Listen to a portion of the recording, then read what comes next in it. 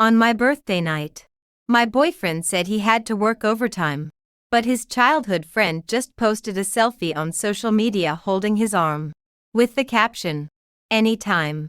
Big brother will drop everything to come find me." Hee hee. My eyes welled up, and I couldn't help commenting below. WTF are you ing about? Today is my 24th birthday and also the 1-year anniversary of my relationship with Michael.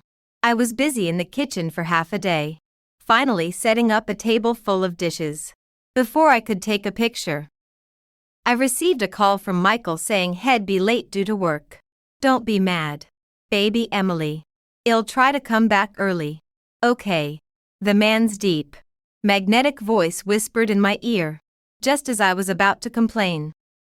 I suddenly heard a woman's sneering laugh from the other end. My fingers gripping the phone tightened, and I absent-mindedly hung up.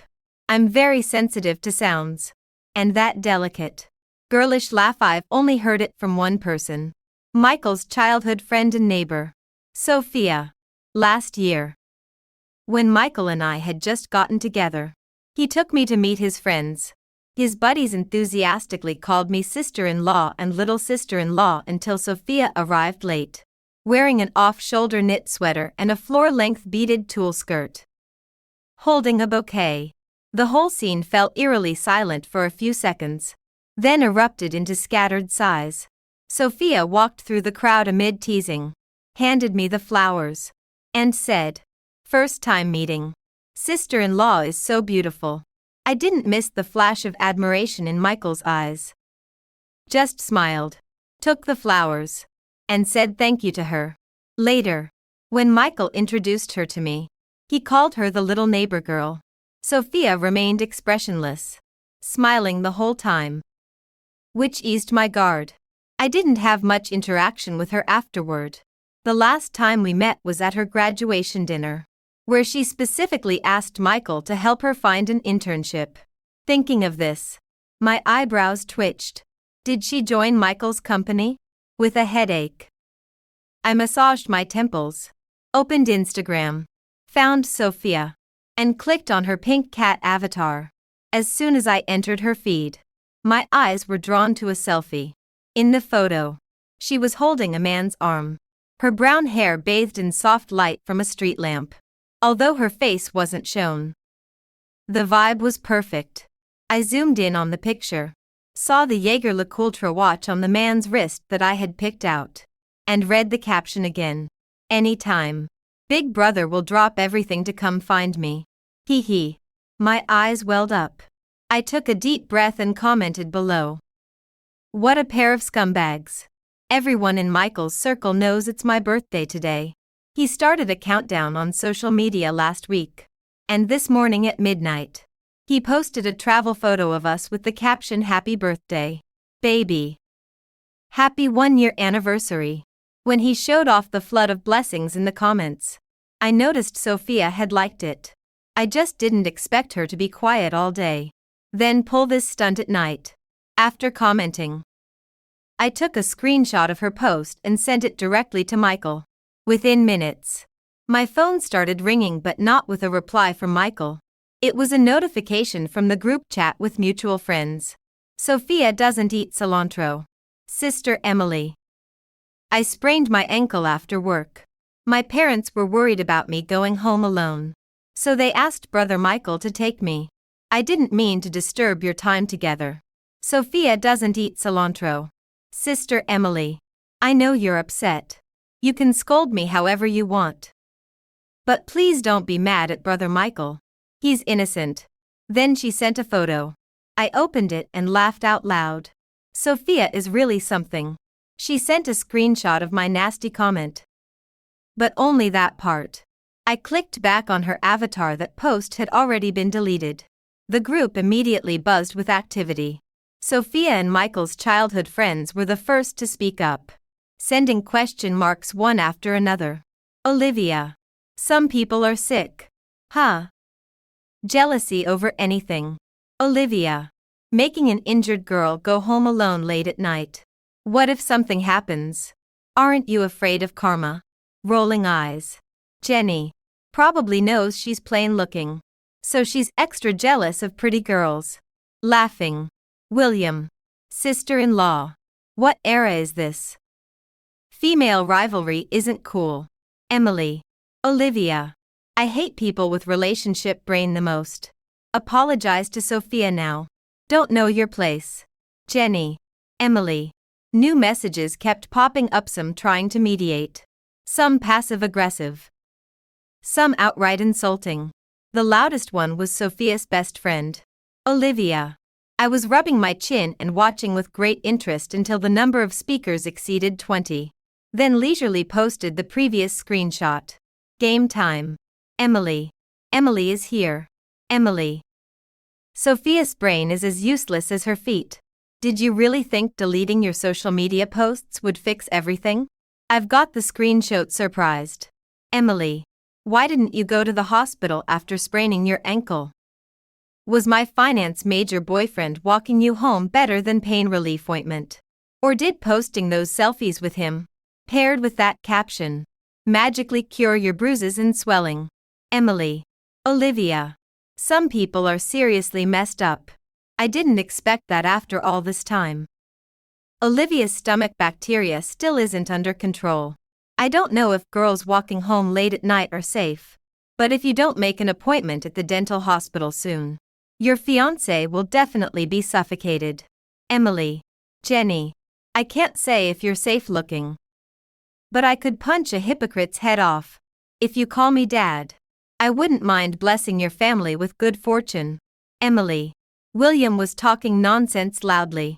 Next time your mom fights those mistresses, you better stop her. Tell her it's just two more sisters, an extra pair of chopsticks, and women competing over men is not the way to go. I typed incredibly fast, flooding the group chat in no time. The loudest complainers from earlier didn't even send an emoji now. Olivia was the first to react. Olivia. Emily. You bitch. What are you talking about? Olivia. How dare you slander my family? Say it again if you've got the guts. Emily. Screenshot image. Smirk Emily. I'll say it as many times as needed. Olivia. If that's not enough for you, I can hire someone to engrave it on your tombstone. I finished typing unhurriedly and casually tagged Sophia. Emily. Sophia. You hurt your foot. Why are you pretending to be mute? Come on out and say something. Emily. I should thank you for the high society gossip. Today's takedown of your teammate owes a lot to Sophia. Handshake smirk William. I laughed and collapsed onto the couch. Some time ago, I borrowed Michael's laptop and accidentally saw messages from Sophia to him. She mentioned the Davis family was in chaos over an affair again, with Olivia constantly crying and complaining to her, making Sophia feel exhausted and stressed. Michael was on a business trip out of town at the time, and Sophia hinted over and over for him to come back quickly, to take her out for meals, movies, shopping, and relaxation. The reason I didn't react then was that Michael flat out refused her, saying he planned to take me traveling once he got home. Sophia didn't reply, but she soon sent me a private message, repeating everything word for word, only changing the reason for Michael to return to the Davis siblings needing him. Hilarious. Did they need Michael to come back and fight some mistress? I neither agreed nor refused, telling her to talk it over with Michael herself. The whole thing fizzled out naturally. Now, Olivia was already questioning Sophia in the group chat, so I stepped back to lurk and watch the drama. The next second, Michael's call came through. Emily. The man's voice carried a hint of exhaustion. Sophia and I aren't what you think. Explain. Michael paused on the other end, seemingly surprised at my cooperation. Today is your birthday and our 1-year anniversary. I ordered flowers and a cake long ago, planning to head home after work. But Sophia got her high heel stuck in the elevator gap and sprained her ankle as she stepped out. She's my sister, and I couldn't just leave her. I stayed silent, and Michael continued. I meant to tell you first, but Sophia said she worried you'd overthink it, so I chose to keep it quiet. Sorry, Emily. It's all my fault. He sounded utterly sincere over the phone. I thought about it and asked, "Did you see the picture I sent you?" He sounded confused. "What picture?" I slowly raised an eyebrow. "Did you see the messages in that group chat?" He hummed. Sophia's foot was bothering her, so I had to carry her upstairs. She was holding on to my phone, and I just got it back. As if remembering something, Michael quickly added, "Sophia is already home. I'm heading back now. I'll be there soon. Emily, wait for me." After hanging up, I got up from the couch and went to the dining table to touch the dishes. The food and soup had cooled down. When Michael gets back, should I yell at him first or just flip the table? I've had a terrible temper since childhood, frankly. I'm not very likable. That Michael and I got together was pure matchmaker's blessing. A heaven-sent gift. A dreamy start. Last summer, I was an intern pending full-time status. To make a good impression on my boss, I had to leave an hour early every day and catch some sleep whenever possible on the subway. That day, as usual, I boarded the train and headed straight for the corner, listening to music while yawning. Just as I was about to fall asleep, the carriage suddenly erupted into noisy commotion. I took off my headphones to listen for a moment. It seemed to be about giving up a seat. I'm not one to meddle in others' business. But 10 minutes passed, and the auntie was still ranting incessantly. Her 80-decibel voice pierced through the crowd, stabbing my ears directly. Disturbing someone's sweet dream is like murder. I stood up, pushed through the onlookers, and walked straight into the eye of the storm. In less than 2 minutes, I grasped the whole story. It was the simplest case of seat stealing. A young guy had bought a ticket, boarded the train, and barely sat down before being grabbed by the scruff of his neck and yanked aside. The seat-snatching auntie showed not an ounce of remorse. Instead, she turned the tables, blaming today's youth for having no manners and lacking respect. The young guy, indignant, argued back logically but was showered with abuse instead. I glanced at Michael before me, his face flushed and jaw clenched. Then at the auntie facing him, her hair a wild explosion. Effortlessly holding 2 huge bags of eggs without breaking a sweat, I stepped forward and gave his shoulder a hard shove. "What's wrong with you? Don't you know any better?" Michael whirled around, his handsome face first blank with confusion, then twisting with anger mixed with helplessness. It was this auntie who... I cut him off loudly, sweeping my gaze over the auntie's smug expression. "This auntie's in a hurry to be reborn. Couldn't you let her have her way?" The triumph vanished from the auntie's face. Michael stared at me, utterly stunned. I faintly heard someone behind me whisper, "Holy shit." Turning back to the auntie, I said, "And you? Auntie Springs barely started. How come you've already crawled out of the ground? July's still a ways off. Go back and remember to pile on more dirt. Don't go hopping around where you don't belong." The auntie's eyes bulged. Trembling, she pointed at me and started spewing curses. Every word was vile, and she repeated "no class" several times. I picked at my ear. "You're right, auntie. My family's too busy with work to discipline me properly. Not like you just pick up your chopsticks and it's a family reunion." Gasps rippled through the crowd. Michael gaped at me, dumbfounded. "Why you dare curse me?" The auntie was hopping mad. She sprang up from her seat, raising her hand as if to strike me. Michael reacted swiftly, stepping sideways to shield me. His move caught me off guard for a second, but then I gently patted his shoulder, signaling him to relax. Pulling out my phone, I waved it in front of the auntie's face.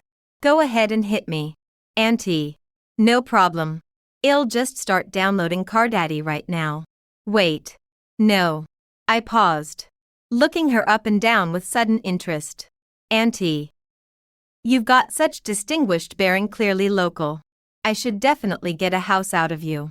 I nudged Michael aside, stepped right up to the auntie, and said with utmost sincerity, Auntie. Please. Bring it on. Clutching her chest. She sputtered. You. Unable to form a complete sentence. Later. Michael found me. His eyes shining with admiration. He said my heroic stand against the auntie was like Malphite's ultimate. Slamming straight into his heart. Michael pursued me for over half a year. After thorough evaluation considering his looks, wealth, gentlemanly manners, thoughtfulness, and his utterly transparent affection for May, finally agreed to be his girlfriend. The day we got together, Michael was over the moon. He picked me up and spun me around and around, shouting at the top of his lungs, "Emily, you're my one and only goddess." It was the first time in my life I felt truly embarrassed. When Michael got home, the drama in the group chat was winding down. Whatever Sophia said to the Davis siblings, Olivia charged back into the group like a fool, singing a duet with Jenny, slyly taking digs at me. These silver spoon heiresses have a painfully limited vocabulary. Their insults are just recycled scripts. I'm bored stiff. So helpfully, I dropped a link in the group. Emily, Digital Curse Dictionary. New users on PXX get $10 off. My treat. Olivia. Jenny. The moment I hit send, keys jingled at the door. Michael didn't even bother taking off his shoes. He plopped the flowers and cake on the table, strode over, and pulled me into a hug. "I'm sorry about today, Emily." His warm breath brushed my neck. I reached up to pinch the nape of his neck, signaling him to let go. "No." Michael clung tighter, sounding pitiful. "Don't yell at me yet. Hear my confession first." I opened my mouth. A retort stuck in my throat. That preemptive move was actually pretty smooth. Michael nuzzled his head against me a few times before speaking. "I read the whole group chat. Sophia was wrong. And I'm responsible too." I pushed him away and sat down at the dining table, unmoved. Michael scooted closer. "I shouldn't have lied about working late. And I shouldn't have let Sophia mess around. I saw that photo. The caption was inappropriate. I already chewed her out. And everything Olivia and the others said in the group was awful. I'll make them apologize to you." Seeing me look at him, Michael quickly offered a puppy dog smile. "And of course, I need to apologize to you too, Emily. After all, this whole mess started because of me." "Oh, how do you plan to apologize?" I propped my chin and glanced coolly at the man. Michael quickly grinned. "Baby, you call the shots. Whatever you say." "Really? Then what about your sister Sophia?" I shifted my tone, deliberately bringing her up. A flicker of hesitation crossed Michael's face. He crouched down, took my hand, and pursed his lips. "Emily, Sophia did go a bit too far this time." I asked her. And she said it's because she's always seen me as a brother since childhood. Gotten used to me being good to her. And your appearance made her jealous. So she couldn't help but have bad intentions. As he spoke, he cautiously looked up, studying the expression on my face. "Sophia promises there won't be a next time. And she'll apologize to you too." I smiled and stayed silent for a moment. Whether Sophia sees him as a brother or a husband, I won't comment for now. What I care more about is what he, Michael, thinks. I never depend on him for anything, and am with him purely out of genuine affection. Which is why I have the confidence to call out Sophia and her girlfriends. But loving him doesn't mean I'll let him off the hook. Just as he said himself. It all started with him. In those seconds of deciding whether to yell first or flip the table first, I chose to hear what he had to say. If he hadn't realized his mistake or sided with anyone but me, I guarantee, in minutes I'd dump that fish-flavored shredded pork dish right on his head. Plate and all. Of course, it wasn't about waste, mainly because the dish was burnt. To my surprise, Michael's understanding was crystal clear. Not only did he know he was wrong, but he also knew exactly where he messed up. Knew to apologize and make amends.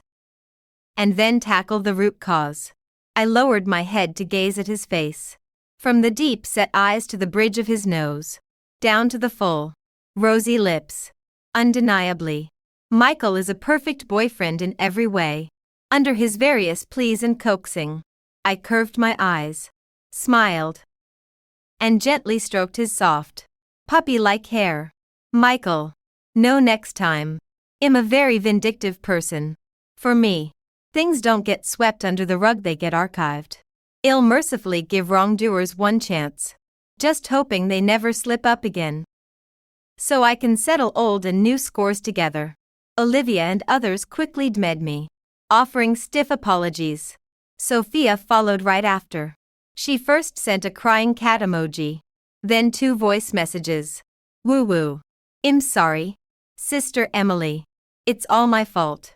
Sophia promises there won't be a next time. Sister, please forgive me. Okay, the girl's sugary, clingy voice came through the speaker. I kept a poker face, but my fist under the table clenched tight. I didn't reply right away but turned to Michael, who was wolfing down food beside me. What do you think I should say? He shoveled a couple bites, looked up to serve soup. Whatever. Or just ignore it. Makes sense. I nodded slightly. This was the day we'd been looking forward to for ages, and she ruined it so completely. Why should I forgive her? He irritably ran a hand through his hair, his handsome brows furrowing. Exactly. ID planned to take baby to watch fireworks by the river. Sophia is just getting more immature as she grows up. I set my phone face down on the table, letting him mutter to himself for ages, until he remembered to grab chopsticks and serve me food. Michael, what does Sophia mean to you? His hand froze mid-air, looking at me puzzled, as if he hadn't heard. I pressed his hand down and repeated, what does she mean to you? Maybe sensing the seriousness in my voice, Michael slowly sat up straight. Emily, don't overthink it. I don't like her. His expression tense, like a school kid answering a question. I've only ever seen her as a sister. Just a sister. He put down his chopsticks and said firmly, just a sister. I held his gaze for several seconds before looking away and serving him a piece of fish. Michael breathed a sigh of relief, beaming as he leaned in. Emily, you're jealous. I gently pushed his head away but only smiled without a word. After the birthday, Michael made it up to me with heaps of clothes and bags as an apology. I took it all without hesitation. Sophia and the others didn't stir up any more trouble. The group chat was all peaceful vibes, everyone laughing and joking as if that night's drama never happened. Occasionally, I'd lurk in the chat to see them shift topics to travel or clubbing, and that John was about to return home. Which John? Before I could even think it through, I received a text from David. Robert is sick. Go to the hospital to see him. It even thoughtfully included the location and bed number. I stood there for a full half-minute before replying with a simple okay. Following the text, I made my way to the hospital and found the special care unit. Eagerly pushing the door open, I saw Robert on the bed, swaying his head to the music while skillfully peeling an apple with a knife. I turned and walked away. Emily, Robert called out hoarsely behind me, his voice already raspy, now trembling, making it even more heart-wrenching. I stopped in my tracks, turned to see him poised to get out of bed, and said, don't move. David sent me. You're not dead. So I'll just grab my chopsticks and head back now. As soon as the words left my mouth, Robert's high-raised eyebrows and mouth drooped. The graying man leaned against the bed, clutching the apple dejectedly. Emily, I really have some health issues lately. David didn't lie to you. I remained unmoved. Robert gave an awkward smile, his face pleading. I'm going for a CT scan soon. Could you maybe come with me? I stepped out of the room. About 10 minutes later, the door opened from inside, and Robert saw me on the bench, his cloudy eyes suddenly flashing with surprise. I looked away irritably and asked him where the CT department was. After all the hassle, it was evening. Ignoring Robert's attempts to please me, I insisted on taking a taxi home for dinner. David, who had rushed over, got him settled and walked me downstairs. In the elevator, we stood side by side in silence. After a long while, he spoke first. "What did the doctor say?" I stared at the jumping numbers on the screen. "The results aren't out yet." Another silence fell as the elevator doors opened. He spoke again. "How are things with Michael lately?" My relationship with Michael was no secret. I stepped out first, hands in my pockets. "Oh, same as always, I guess." David's hawk-like eyes fixed straight ahead. "Not planning to bring him home for a visit." That stumped me. I had no intention of introducing Michael to the family yet. After all, I missed my mom a lot, and I couldn't bear to have her waste time visiting others in dreams. I made up a casual excuse, and David didn't press the topic. When I got home, Michael was on the balcony talking on the phone. His soft, resigned laugh drifted through the glass door, landing lightly in my ears. "Silly. Of course I won't forget you." I paused mid-shuffle, standing in the entryway with a silent raised eyebrow. Michael hung up and turned, startled to see me on the couch. "Baby, when did you get back?" I put down my phone and looked up as he pushed the glass door open, walking toward me, grinning like a goofy dog for some reason. Seeing that, I curved my lips and habitually ruffled his head. "Just got back. Who were you talking to?"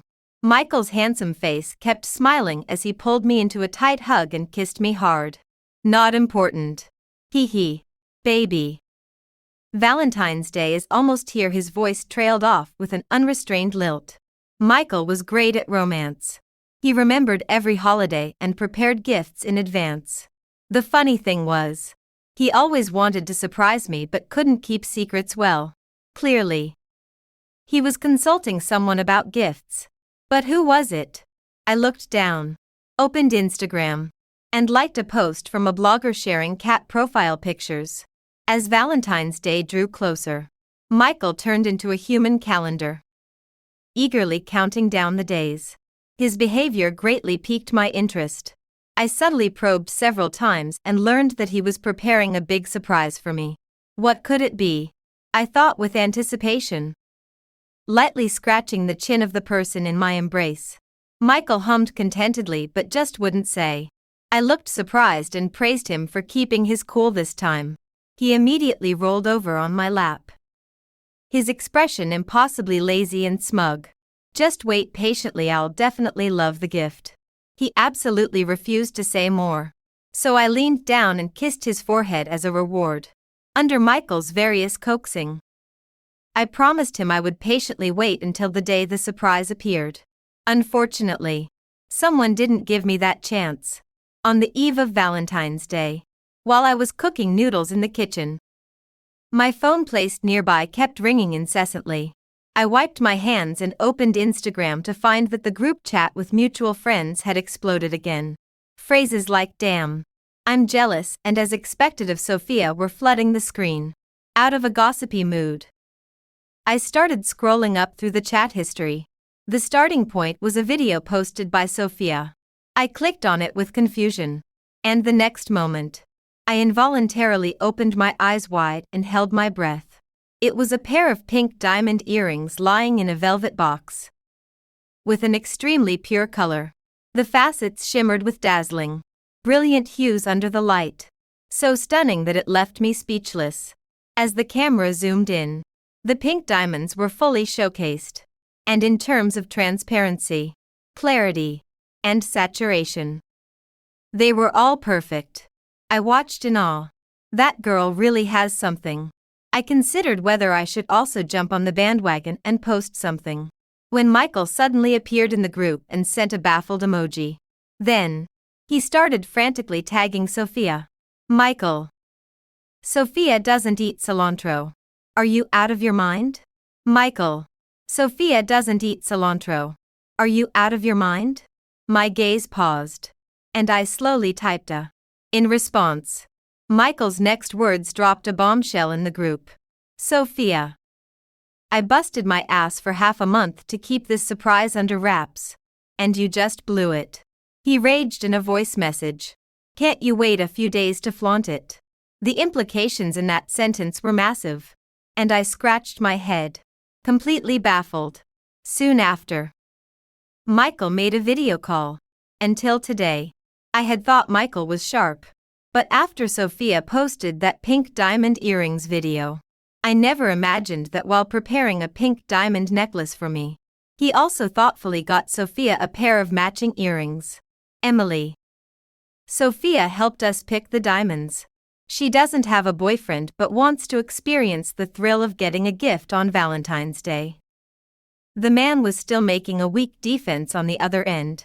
I lowered my head and silently ate my noodles, letting the fury of humiliation creep through my heart. What a help us pick. And what a want to experience getting a gift. I cut him off with a tight-lipped smile. Tomorrow. Meet at Blue Water Club. Then, afraid he didn't hear clearly, I emphasized. You must come. After that, I hung up, got up, and went to the balcony to dig out a golf club. Who doesn't know how to give a gift? I started messaging David, asking him to transfer money. David didn't hesitate and directly wired $2 million to my account. Enough. I weighed the golf club and smirked. Double the medical bills, of course it's enough. While charging my phone, the screen unlocked automatically, and I was greeted by the annoying 99 notification in the top left corner of the group chat. To view or not to view? That was the question. I gritted my teeth lightly and clicked in. Who knew what unexpected finds awaited? Scrolling through, I indeed caught something interesting. Under Michael's furious voice message, there was an ID named John who had also sent several voice messages in a row. John. Michael. Sophia is just a young girl, why yell at her? We've all been friends since childhood. No need to make a fuss over an outsider. It's pointless. I had never heard that voice before. It was a bit thin, and the speaker sounded breathless, almost weak. I wasn't sure. So I listened to a couple more messages. John said, there are too many gold diggers these days. A good girl like Sophia, if it were me, I'd cherish her and not have a moment to spare. So don't bother arguing with her. John added, it's totally normal for a young girl to love beauty and showing off. Our Sophia knows how to express herself openly and confidently. What's so great about those scheming bitches out there? In the remaining voice messages, it was all that same tone of using Sophia to put me down. Not a single word mentioned me directly. But it felt like they were taking shots at me everywhere. This person had a lot of hostility toward me. I checked out his social media feed, mostly photos flaunting wealth. I thought hard but couldn't recall ever offending him. We should have had zero interaction. Except that time I saw his name mentioned in the group chat, knowing he studied abroad. That was it. So only one possibility remained. Right then, John was chatting away happily in the group. I shifted into a comfier position on the couch and started typing. John said, "I'll be back from Russia in a couple days. And I'll take you all out for a wild time." Jenny replied, "All expenses covered." By John smirk. New said, "John's got style. I'll drink to that." "Boys, you do you." Jenny said, "Olivia's birthday is coming up soon. Little John. Don't forget to buy us gifts." Emily shot back, "What the hell are you barking about?" Just as I sent that, Sophia also sent a voice message. "I'm sorry, Michael. I was just so happy with your gift that I couldn't hold back cry." The two messages appeared side by side, and the group fell into an eerie silence. John was the first to respond. "What do you mean by that?" I laughed. Emily retorted, "That's odd. You were yapping away just fine. Suddenly you can't understand human speech." Emily added, "I told you to study more. But you chose to be a simp instead. Now look, when everyone else is showing off talents at the New Year's gathering, you'll be performing how to sit at the table with dogs." The 20 or 30 person group chat went dead silent. Agina sure sign a storm was brewing. I rolled over and fished out a few bags of chips from the coffee table, getting grossed out by my boyfriend and a two-faced schemer teaming up as bad enough. But why were random nobodies jumping in too? Since going public with Michael, ID never brought up my family background. And Michael didn't care much either. So he still didn't know I was a daughter of the Taylor family. I always thought love was about two people clicking. Nothing else. Never imagined that one day his friends would target my identity, shouting gold digger all over the place. A measly $1 million pink diamond. Bullshit. I smirked and doubled my typing speed. Emily said, "John, why aren't you answering your dad? Bad signal in the grave." Emily continued, "Sophia, what do you mean you couldn't hold back? Are you not making it through the night?" Emily fired off. "John, the first admit I'm a gold digger.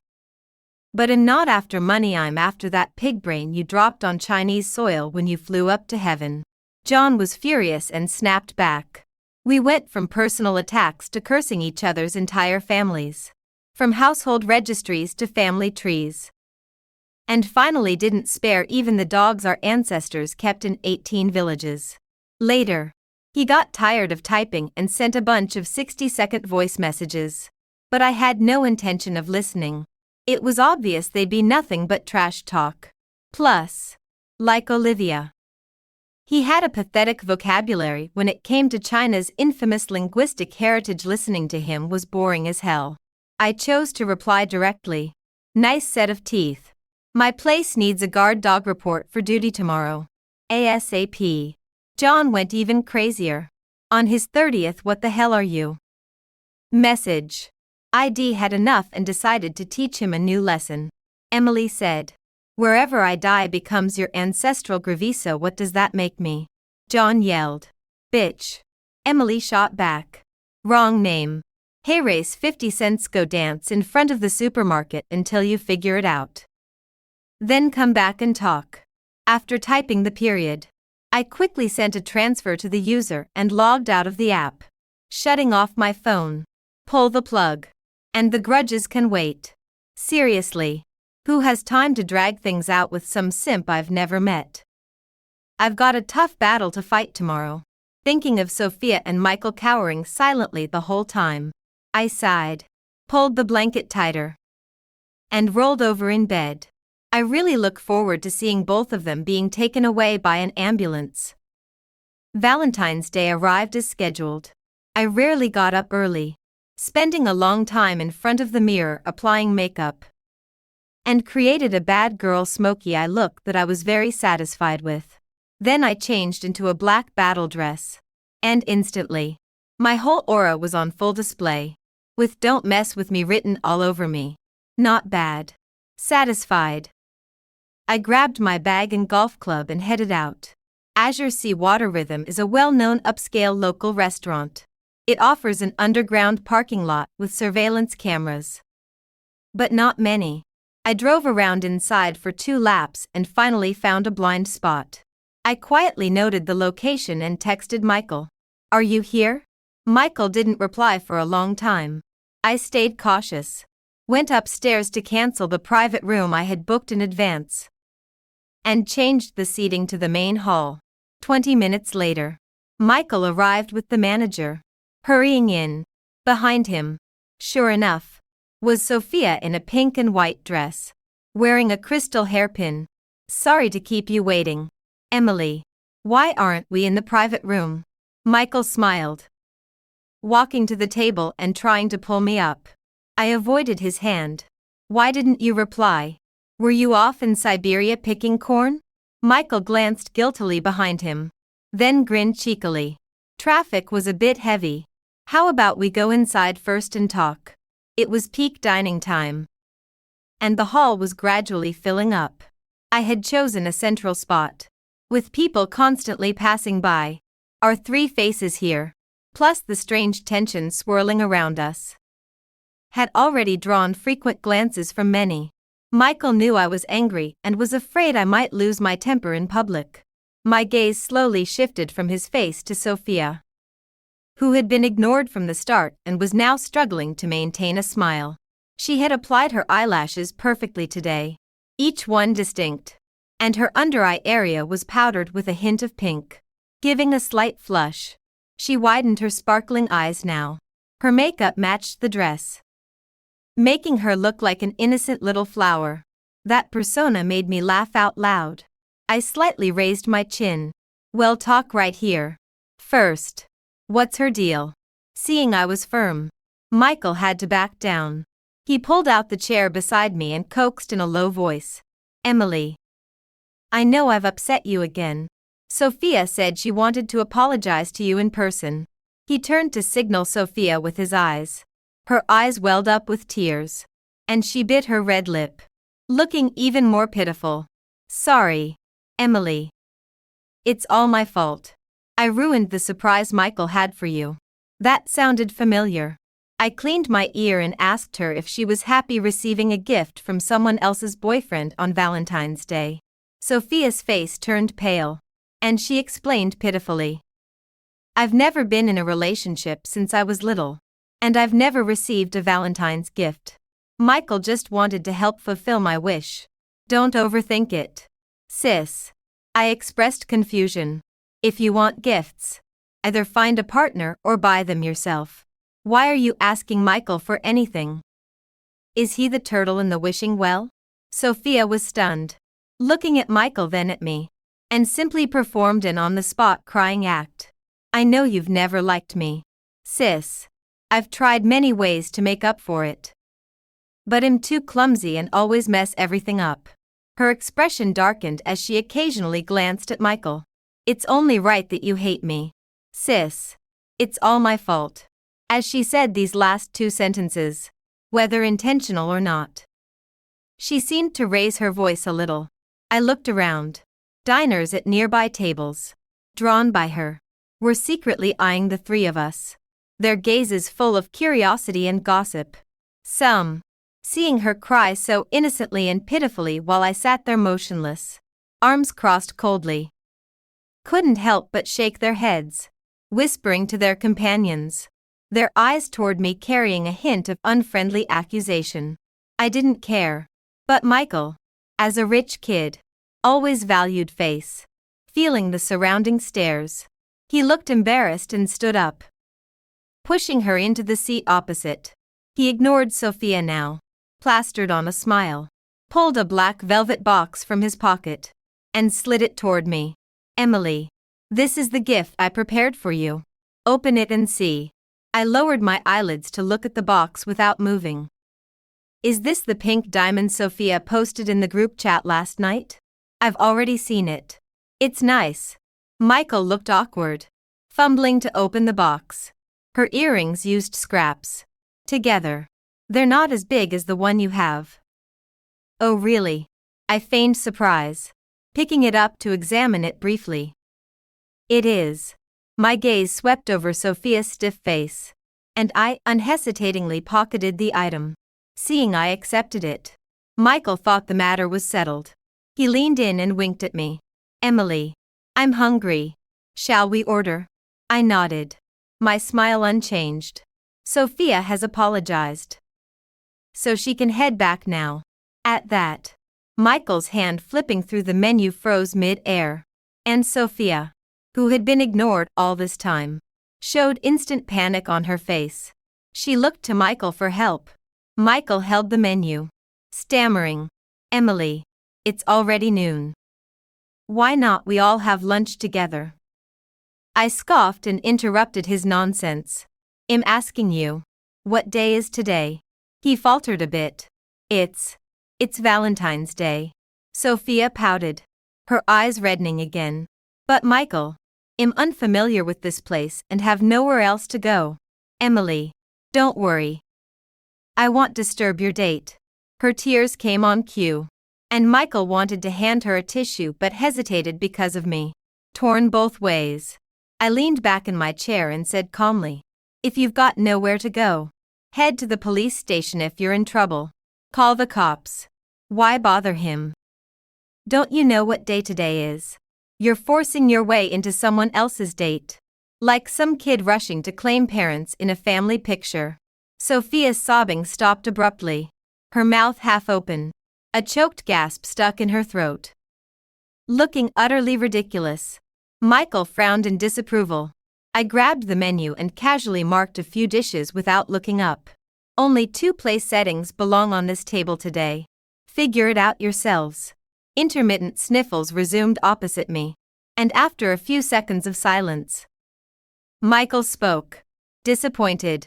Emily, do you have to embarrass everyone before you're happy? He went on. Sophia made a mistake. But without her, you wouldn't have received this perfect gift. She's younger than you and acts childish sometimes. Can't you forgive her this once? I signaled the waiter, handed him the menu, then turned to face Michael's slightly resentful eyes. First off, she promised after ruining my birthday that it wouldn't happen again. I glanced at Sophia, who was still weeping. So did you blow off that promise? She clammed up like a quail, her face flushing pale then red. I looked back at Michael, tilting my head. She's younger than me, but I'll die before she does. Why don't you tell her to respect me more and stop causing trouble? Michael was speechless, stammering and unable to respond.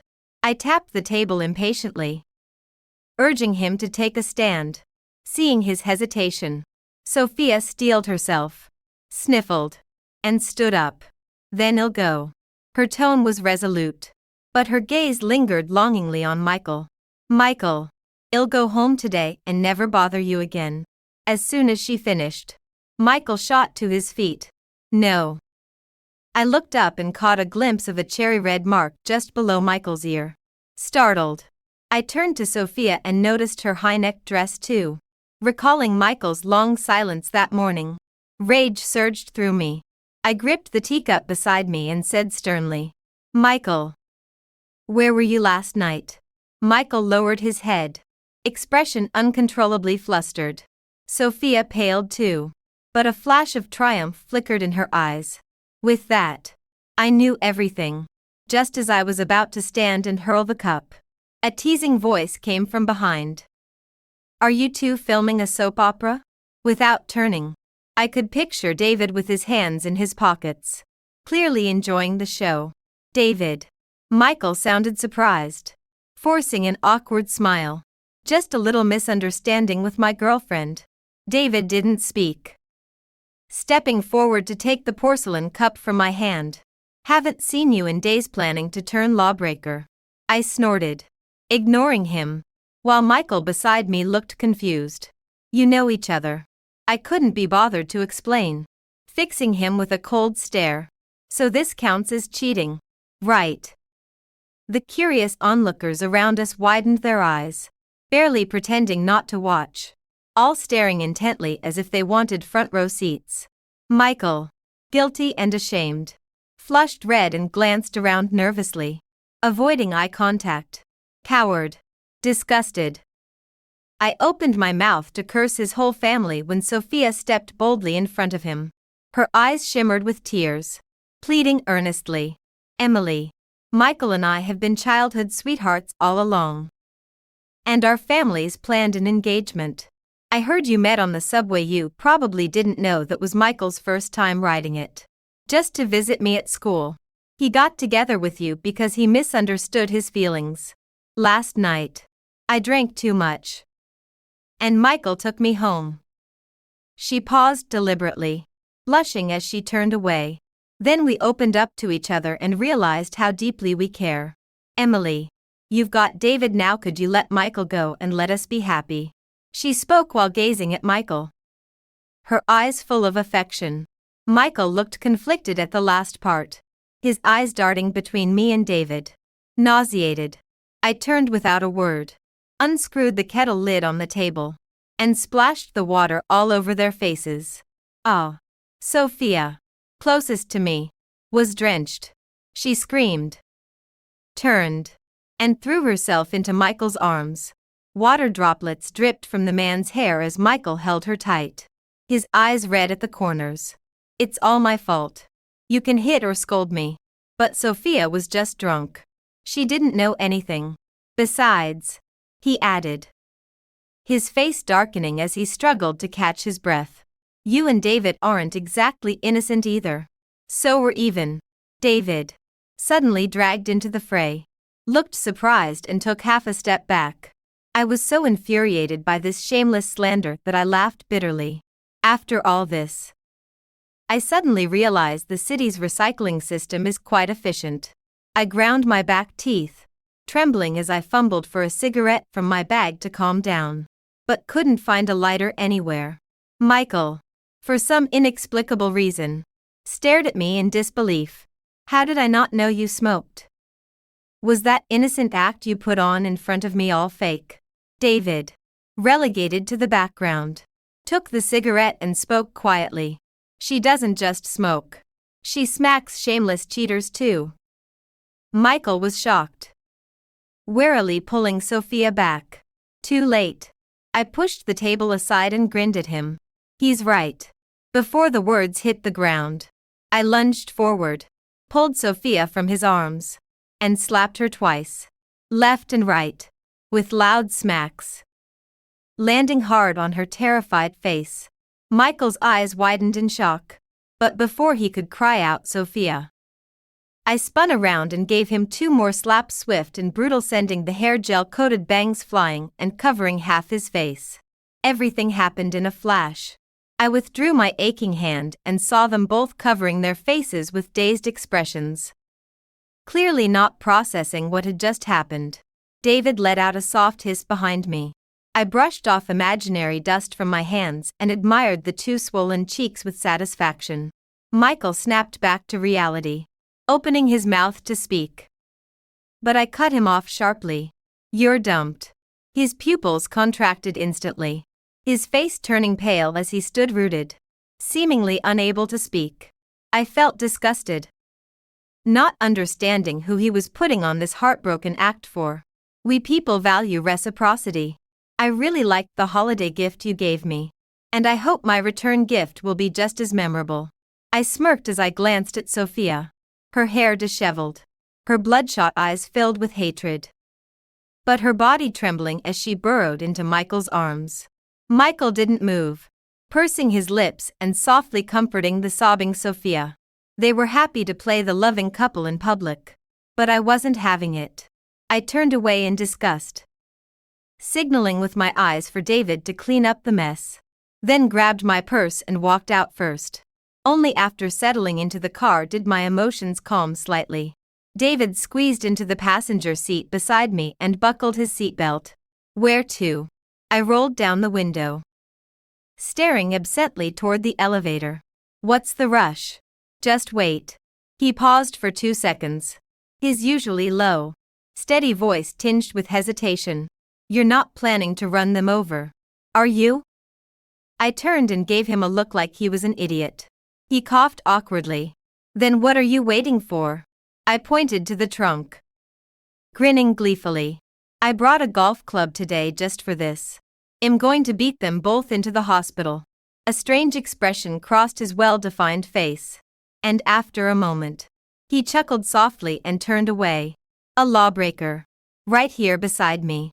I stayed calm, leaning back in the seat with a cold laugh. What else? Let them cheat on me. He didn't respond, just looked at me steadily, his dark, deep eyes swirling with emotions I couldn't read. You're angry, he said. A statement, not a question. I slumped over the steering wheel and muttered a low "mm."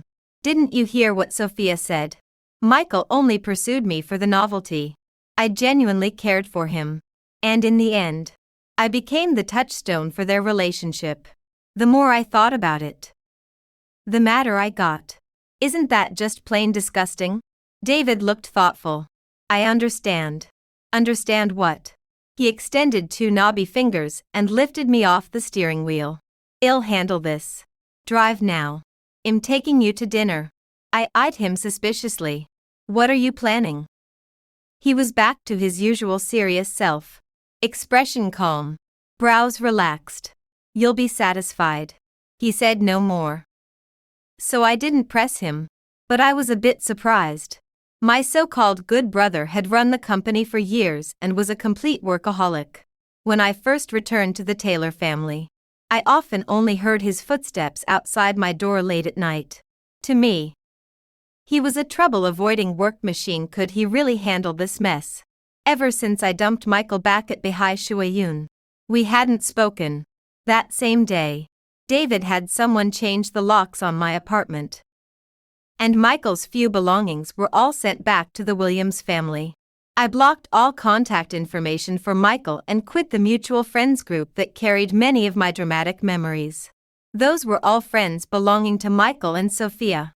I wasn't part of their circle, and there was no need for future interactions. It's worth mentioning that a girl with the ID Grace in the group sent me a friend request. I thought about it for a long time but couldn't remember who she was. With the mindset of dealing with whatever comes my way, I clicked accept. However, she quickly sent an opening message, saying she wasn't here to pick a fight. On the contrary, she really admired how I confronted Sophia. I realized I'd found an ally. Sure enough, Grace sent a long message right away, laying out the grudges between them. It turned out she and Sophia were college classmates, and even her current boyfriend was introduced through Sophia, bringing them together. At first, she was grateful to this matchmaker, treating Sophia like a sister whenever they went shopping or on dates. If Sophia saw nice clothes or bags, she'd bring some back for her. Just when Grace thought she had both love and friendship, Sophia pulled a devious move that left her stunned. Miss Sophia posted on a social media platform late at night, saying she craved pastries from an out-of-town popular shop, which happened to be her boyfriend's family business. So Grace's clueless boyfriend drove dozens of miles overnight and waited outside Sophia's building early in the morning to deliver several boxes full of pastries. Similar things happened more than once. When Grace finally couldn't take it anymore, Oren suggested talking to Sophia. Sophia didn't hesitate right in front of her. She sent the guy a message saying, "Let's not contact each other anymore. I don't want Grace to misunderstand," and then blocked him. The result was that Grace and her arriving boyfriend had a huge fight. She accused them of having no boundaries. He blamed her for being petty, and Sophia hypocritically wiped tears while saying Grace was overthinking it. A few days later, Sophia just brushed it off and got together with Michael. But Grace and her boyfriend are still in a cold war to this day. I typed sucker over and over in the chat box but never sent it. After all, calling someone a sucker wasn't fair. I wasn't any better myself. Grace told me that on Valentine's Day night, Michael and Sophia officially announced their relationship. They sang love songs to each other at a karaoke bar, with such flirtatious looks full of sweetness. I imagined that scene and got goosebumps all over. She also said that many people from the mutual friends group were there that night. And Sophia, putting on a fake voice, said it wasn't my fault her Michael was too outstanding, and others coveting him was common. She was used to it. I laughed bitterly at the screen. Grace thought I was angry and quickly deleted the message, asking what I was thinking. I said I was a bit regretful. Regret breaking up with Michael? She asked. No. Regret not hitting him harder that day so they couldn't go out partying that night. Grace sent a thumbs up emoji. Before ending the conversation, she warned me to be careful with Olivia. If she invites you to her birthday party, don't accept it. John is back, and they just want to embarrass you publicly to get back at Sophia. Grace's soft voice was full of concern.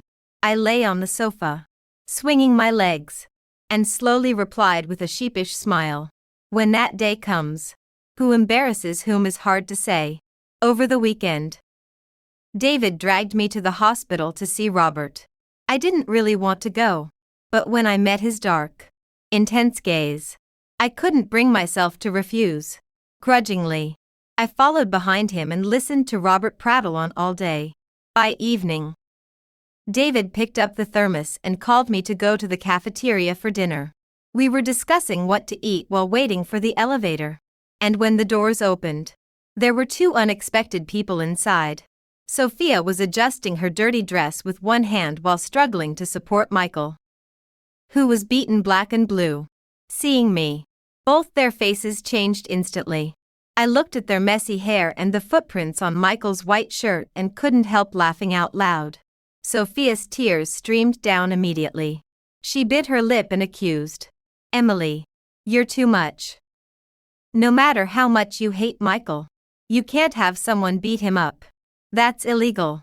I stopped laughing, stepped up to her, gripped her chin, and looked her over from left to right. Sophia seemed to remember something and suddenly went pale. What are you looking at?" Michael beside her was equally nervous, his voice hoarse as he asked what I wanted to do. I didn't even bother giving him a glance, coldly telling Sophia, "You didn't wash your face this morning, did you? It's covered in confidence." I let go, my expression disdainful. "You two are like recyclable trash and a scrap collector not worth my attention." Michael's expression shifted repeatedly. He grabbed my arm. "Really? It wasn't you." I quickly pulled away from him as if electrocuted and stepped out of the elevator. Emily, dare to do and dare to bear the consequences. If you dare to come close and bark nonsense next time, don't blame me for hitting a dog without looking at its owner." David covered his mouth and chuckled softly. And Michael finally noticed him. He gritted his teeth and wanted to say something more. But Sophia hugged his arm, complaining of a headache. He instinctively held Sophia, watching helplessly as the elevator door closed. I took out a tissue to wipe my hands and couldn't help but sigh. I wonder who the kind-hearted person was. David pressed the down button again and didn't respond. A sudden idea flashed in my mind. "Was it you?" He finally turned his face and nodded casually. The development project he was responsible for had issues. If something happened, the company would protect him, while others weren't so lucky. I just went with the flow and gave his former colleague a few pointers. They're all shrewd people, choosing an alley with no surveillance cameras. I clapped my hands in admiration. Business people really have high-level tactics. Quietly, using others to do the dirty work.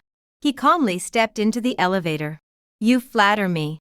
On the way home, bored, I simply stared intently at David, who was driving. To be honest, his appearance wasn't worse than Michael's.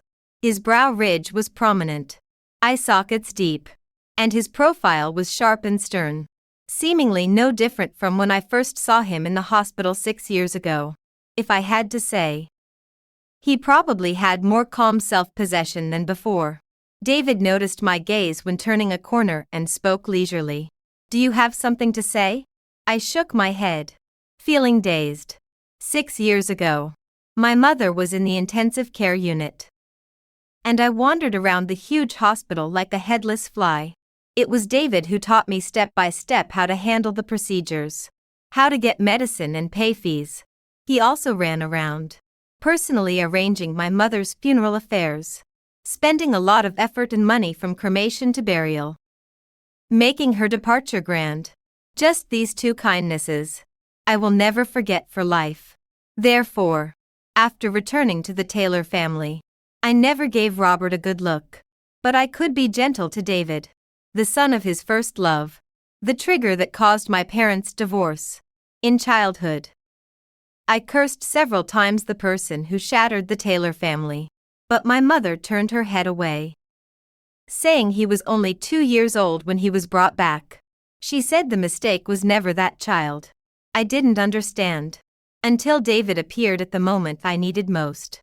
One night I woke up groggily from a dream and saw him guarding my mother's sickbed, rubbing his eyes constantly. I knew then that I could never hate him in this lifetime. When getting out of the car, I thanked David solemnly, saying I was very happy.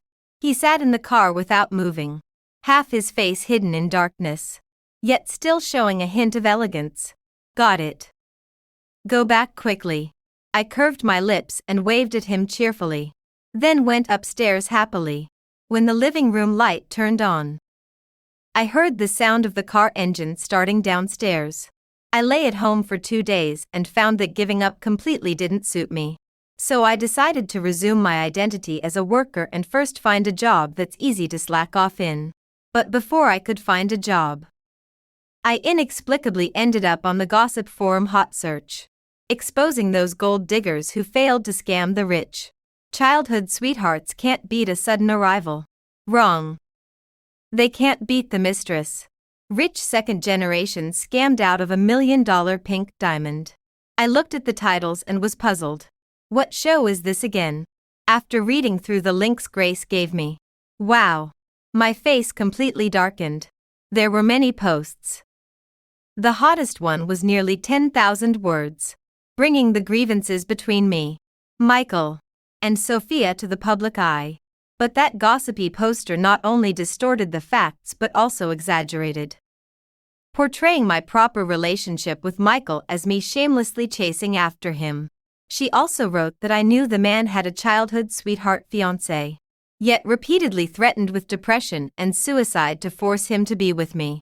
The kind childhood sweetheart loved but couldn't have him. Withdrew in tears. Fortunately, heaven had eyes. My timing was exposed publicly. But I refused to repent and even scammed $1 million pink diamond from a rich second generation. The post claimed that all involved individuals used pseudonyms. But I stared at the frequent mentions of Emily Johnson, Sophia Brown, and Michael Williams in it, lost in thought.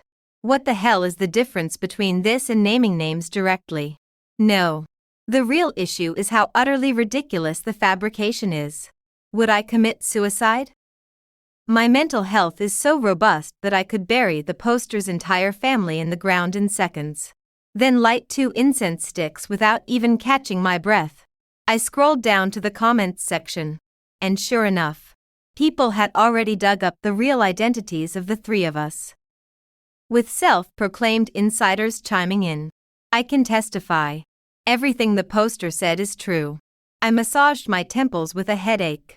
Grace cautiously said on the other end, Emily, I saw someone leaked your information. This isn't good for you. I frowned, skimming through countless vile comments at a glance. She was right without a doubt. My phone would soon be flooded with insults and harassment from the outside world. And in the worst case, someone might even splash red paint on my doorstep. Netizens these days are filled with too much hostility. And with the post going viral so quickly, I absolutely refuse to believe Sophia and her crew weren't fanning the flames behind the scenes. For safety, I called David, briefly explaining the whole situation. The man on the other end was silent at first, then murmured a few instructions to someone. Stay in your apartment and don't wander off. I'll come pick you up first. And we'll discuss the rest in person. He spoke rapidly but with crystal clear enunciation, his cool voice naturally exuding a calming force. I wasn't particularly scared to begin with, and after hearing him, I completely relaxed. Grace kept sending me messages one after another. I reassured her a bit, opened the post, and started hunting down everyone who exposed my information. The rumor mongers and the abusers, none would be spared. I was in the middle of enthusiastically taking screenshots when a text message notification suddenly popped up at the top of my phone. Olivia. Emily. My birthday is the day after tomorrow. You have to come. I paused my finger, then exited the chat interface, found Grace, and tapped her avatar. Want to see a show where I tear everyone apart? Grace. Grace. Yes. Coincidentally, Olivia sent another message. If you don't come, you're disrespecting me. Angry, angry. I smiled, curling my lips, and typed leisurely. Okay. David picked me up and took me back to the Taylor family estate. He asked what my plan was. I tapped open a link, tossed my phone to him, and said, of course. Wield the weapon of the law and sue them all. I counted on my fingers. Just the compensation for emotional distress alone should earn me a tidy sum. He skimmed through it quickly, his frown deepening. I rolled around on the sofa. I also need to hire a writer to help clear my name and counterattack. Without looking up, he said, You. A language expert. Need to hire someone to write for you. I retorted confidently. If I write it myself, it'll be full of profanity. How would it pass censorship? He choked up. His expression complicated as he admitted. That's true. In a good mood, I scooted over to make space for him. He sat down smoothly. You're quite relaxed. I immediately straightened up, putting on a serious face. A gentleman does not stand beneath a dangerous wall. He looked intrigued. So I added, he should instead throw bricks from it to attack others. David was highly efficient by the time I washed some fruit. He had already gathered the PR team for a video conference. I hugged an apple, munching as I listened to everyone speak. David frowned the whole time, rejecting many proposals. Touched as I was, I still felt he was overreacting. I couldn't help but call out, David. He showed no irritation at the interruption, muted his microphone, and turned to wait calmly for me to continue. I took a bite of the apple. Think you're too serious.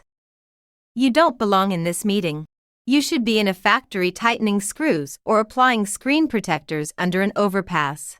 He turned back impassively. I smiled and leaned in. All right. Regular PR tactics are enough. Just say I prefer to keep a low profile. He seemed startled by my sudden closeness, shifting back uncomfortably. Won't that seem too dismissive? I shrugged helplessly. Then should we also publicize that whole mess about the head of the Taylor family abandoning his wife and daughter for 16 years just to bring home his son with his first love? That would absolutely explode. He pursed his lips slightly, his eyes darkening with an unreadable emotion. After a long moment, he murmured softly, I'm sorry. I took a big bite of my apple, looking up at the ceiling. It's not your fault. Neither my mom nor I blame you. He turned his back and resumed chairing the meeting. The writer worked through the night and sent the draft to my email. David proofread it carefully twice and asked when I wanted to release it. I was happy. Why trying on a new dress in front of the full-length mirror? Tomorrow, after I attend Olivia's birthday party. He leaned against the doorframe, his gaze fixed on the studded boots by my feet. Are you sure you're pairing it with those shoes? I nodded cheerfully. You wouldn't understand. It's for ease of movement. He understood immediately. So you're going to cause trouble. I lifted the hem of my dress and spun around excitedly. When someone practically offers their face up to be slapped, how could I refuse? I just wasn't entirely sure how much of a beating they could actually take. Olivia's birthday party was booked at Shui Tian Ise, a private club owned by the Wilson family that combined dining, drinking, and entertainment to ensure victory in the upcoming battle. I specifically asked David for information on John and spent the night thoroughly researching him. The guy really was just called John. His father made his fortune in the livestock industry and had mistresses everywhere. His mother had poor health early on, and when they finally had a son late in life, they naturally treasured their only child more than their own eyes, spoiling him rotten. Even when he went abroad as an exchange student, his mother flew to Russia every month, terrified her son might suffer any hardship in a foreign land. Relying on his family's wealth and his mother's doting, John became a notorious playboy in their circle. But despite his partying ways, his reputation as Sophia's #1 simp wasn't unfounded. It was said he once confessed his feelings to Sophia, splurging $3 million to win a coveted spring with color jadeite bracelet at auction. Sophia was deeply moved, accepted the bracelet, and then rejected him. Damn. How ridiculously funny was that? I shared the gossip with Grace, and we both collapsed laughing on the bed. She grinned widely into the video call for ages but still fretted. Emily, are you sure you'll be okay tomorrow? I shot her a sidelong glance. You don't believe in me. Give me a break. I've fought off thugs trying to collect protection money with my mom. When things really get heated, even a dog passing by would get slapped twice. I popped a grape into my mouth. Just be sharp tomorrow. Watch my cues. Grace gasped. Do I have to fight too? No. I waved my hand dismissively. You get back fast. If a real fight breaks out, I won't be distinguishing friend from foe. She stared at me, dumbfounded. The next day, David got up extra early. Clearly worried I'd be late for the party.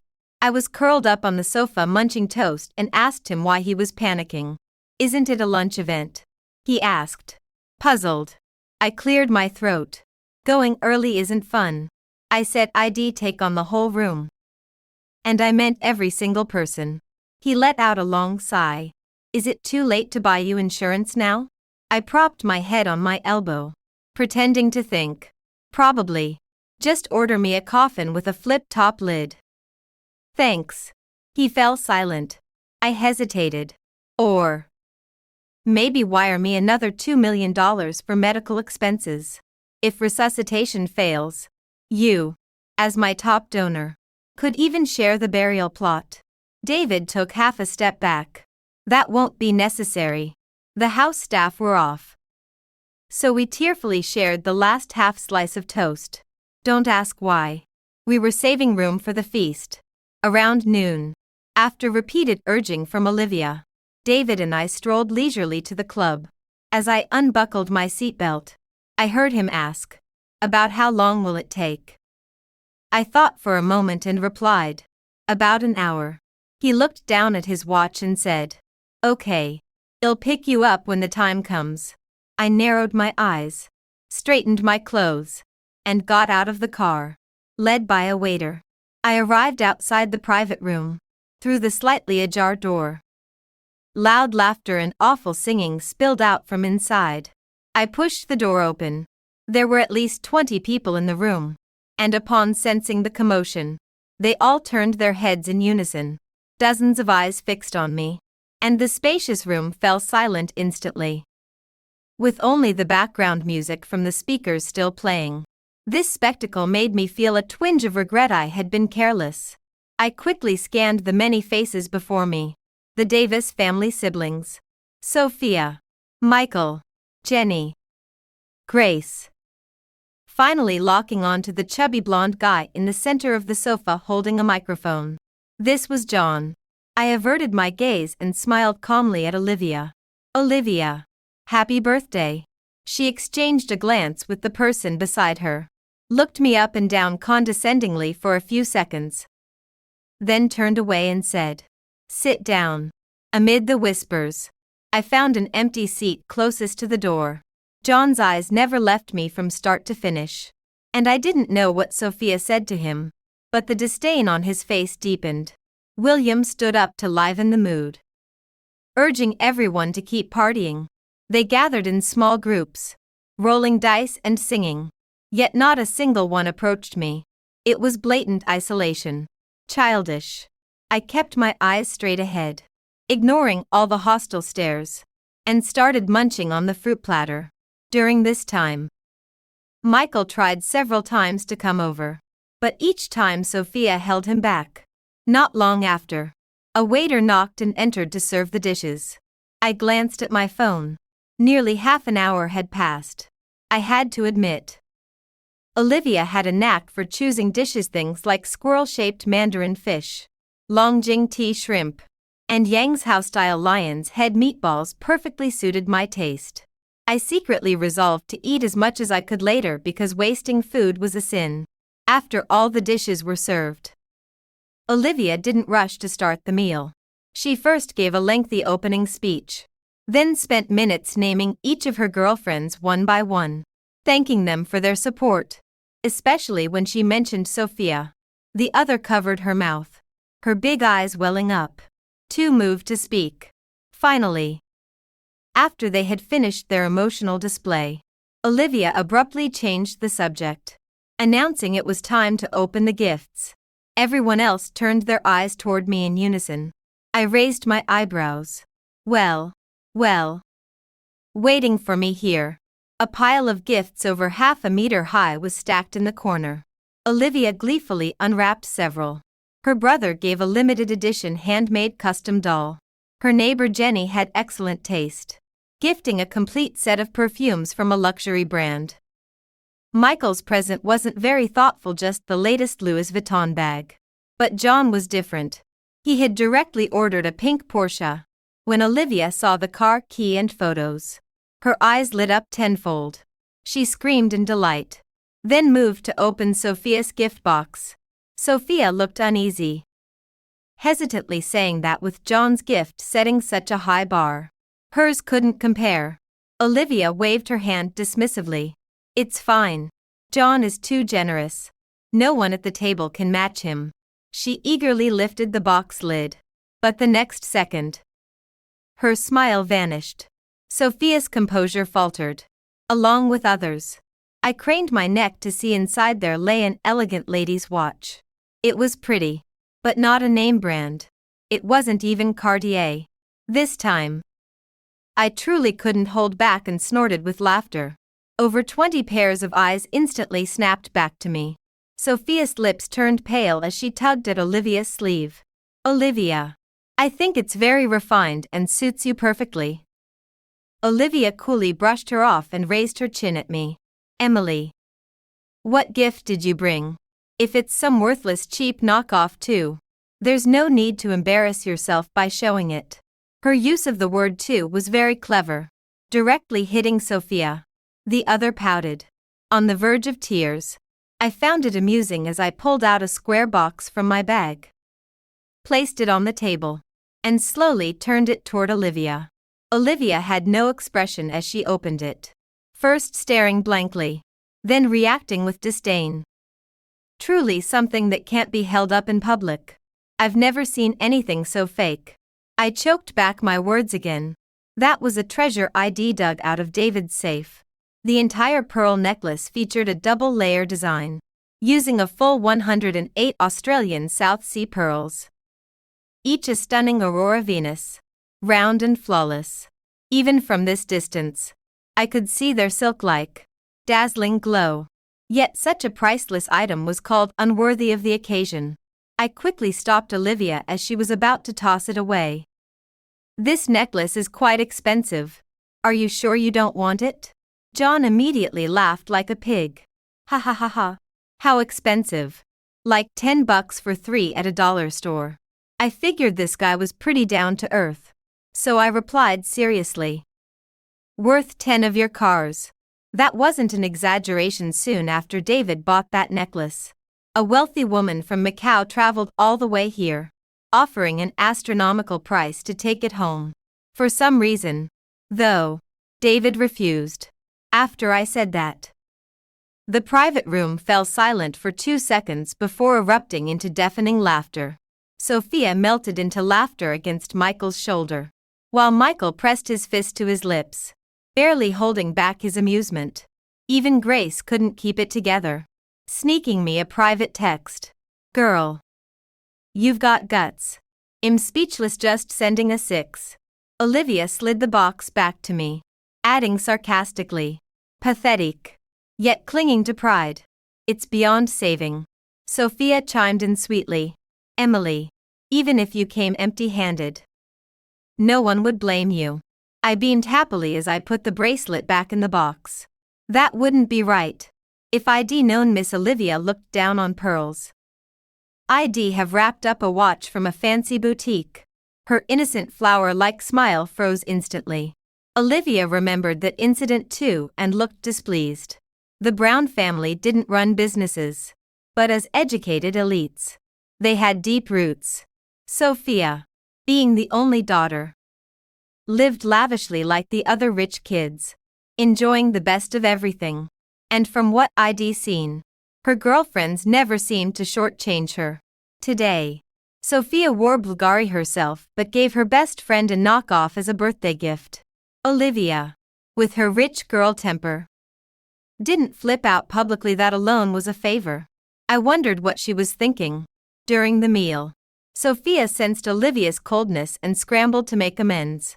She piled food on Olivia's plate and shared funny stories. But Olivia remained uninterested and less affectionate than before. I gnawed on a spare rib across the table, thoroughly enjoying the show. Sophia kept getting snubbed. her sweet innocent persona nearly cracking. Meanwhile, that idiot Michael kept asking her, "Sophia, why are you only serving Olivia? Eat more yourself." Olivia put down her chopsticks with a loud huff. "Young Master Michael, better advise your girlfriend. Anyone would think him starving without her pity portions." Even the most oblivious person could tell something was wrong now. Multiple gazes and whispers fell on Sophia, whose face flushed with shame as tears started streaming down her face. The atmosphere thickened. Michael hurriedly wiped her tears and shot a reproachful look at Olivia. "Sophia knew you didn't need luxury items, so she picked a more heartfelt gift. If you don't appreciate it, fine. But you shouldn't put her through this." Olivia's face turned red with anger as she slammed her hands on the table and stood up. "Who's putting her through anything? Crying at the drop of a hat. What act is she putting on here?" Grace and I exchanged looks, both seeing pure confusion in each other's eyes. This wasn't the script I'd planned. Before the argument could escalate, William and others quickly stepped in to smooth things over, subtly hinting at Olivia. John comforted the tearful Sophia. Then suddenly his eyes lit up and locked onto my curious stare. "Here it comes." Sure enough, he pointed a chubby finger. "Hey, you. What's the deal with giving Olivia a dollar store knockoff for her birthday?" I ignored him since I was still chewing my food. But John took my silence as guilt and raised his voice sharply. "How dare you keep eating? Why shouldn't I? Better full than hungry when I take you down." I didn't say that out loud, though I had to wait. Olivia was using her own birthday party as a stage. I'd be wasting all my pent-up rage if I didn't tear it apart. John was nothing, not even enough to fill a gap in my teeth. I straightened up and scooped a spoonful of shrimp. "Miss Olivia already said she doesn't need my gift. Why are you shouting?" "Not bad." I started with politeness before showing my strength, giving a thumbs up to my civilized self. John yo-hoed, amused. "Olivia is a proper rich, beautiful girl. She's not bothering with you because she has class. But you're treating shamelessness like a free pass and running with it." Everyone burst out laughing. He grew even more smug. I've seen all kinds of gold diggers abroad, but today was an eye-opener. Some people, after leaving Michael, can't even afford a fruit platter anymore. "Ha ha ha ha." He squeezed his tiny eyes and led the uproarious laughter, his face dripping with contempt. Sophia saw me being targeted and suddenly her back didn't ache. Her legs didn't hurt. And she stopped crying. She pursed her lips in a ladylike pout. "John, don't say anything more about Emily. She's already miserable enough." "Sophia, you're just too kind. Unlike someone who knowingly became the other woman, wrecked someone's happiness, and still dares to show their face." I forced myself to hold back. Which idiot was this? Not seeing Sophia and Michael's expressions freeze, I looked up to find the source of the voice. It was some sycophant I hadn't met before. When she saw me looking at her, she immediately stiffened her neck. "What? Dare to do it but not own up?" I leisurely picked up a lion's head meatball. "Yeah, right. The other woman deserves to die." Sophia's face turned green, seeing that useless teammate about to speak again. She quickly changed the subject. "Let's not dwell on the past. But Emily, you cheating on Michael was really awful. He treated you so well. Even gave you expensive diamonds. I think you should apologize to him." She looked sympathetically at Michael, who had been publicly cuckolded and wore a complicated expression. "And return the diamonds," Jenny added. John sneered dismissively, waving his hand. How could she? Gold diggers like her only take, never give back. With the mood hyped up like this, those who called themselves childhood friends and pals couldn't sit still any longer and jumped in. In blunt, there's a limit to shamelessness. Michael and Sophia are too nice. But don't push your luck. Apologize now. You used to throw tantrums all over the place relying on Michael. And now you have the nerve to come to this party. How disgusting. Exactly. All you've got is a sharp tongue. Everyone's just being considerate of Michael's feelings by not making a fuss. Or what are you even worth? From now on, remind your friends to keep their eyes open and not let her sneak in. Emotions ran high as everyone took turns, each comment eager to nail me to the pillar of shame.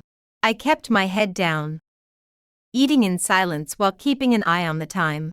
After everyone had their say, about 10 minutes remained. John thought I'd hit rock bottom and was using deaf-mute silence to escape.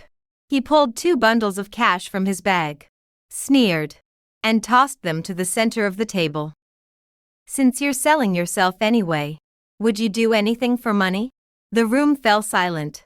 I stopped eating, lifted my eyelids expressionlessly to look at him. This reaction probably gave him the illusion he had me under his thumb. So he puffed up arrogantly. Even though your face is nothing like in the photos and your figure's nothing special, I'm feeling generous today and willing to do charity. His gaze grew more brazen as he eyed me, his face openly lecherous. Strip naked and crawl around the club twice.